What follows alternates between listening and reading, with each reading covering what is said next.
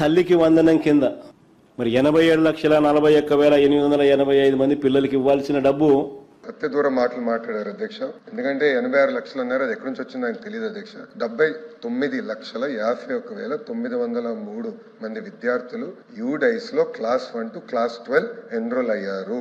వాళ్ళకి తల్లికి వందనం కింద 6,000 కోట్లు కాదండి, 8,454 కోట్ల రూపాయలు వాళ్ళ అకౌంట్ లో డిస్పర్స్ చేస్తాం జరిగింది. దీంట్లో ప్రోగ్రామ్ కింద 67,01,653 మందికి తల్లికి వందనం వర్తించింది.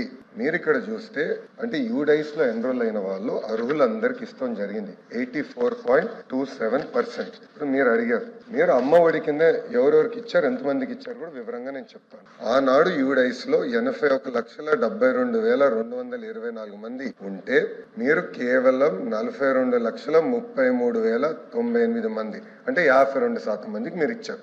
మేము 85% మందికి ఇచ్చాం. అదే విధంగా ఇంకొక సంవత్సరం 2021 తీసుకుంటే సుమారుగా 83 లక్షలు ఉంటే మీరు ఇచ్చింది కేవలం 44 లక్షల మందికే.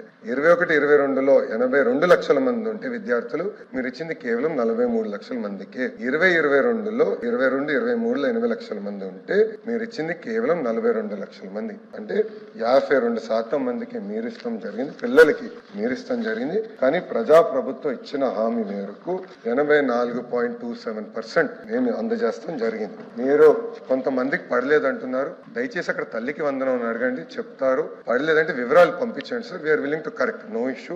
అర్హులు ఎంతమంది ఉన్నా ఇవ్వాలనేది ప్రజాప్రభుత్వ నిర్ణయం. మీరు వివరాలు ఇవ్వండి సార్, తప్పనిసరిగా మేము టేకప్ చేస్తాం.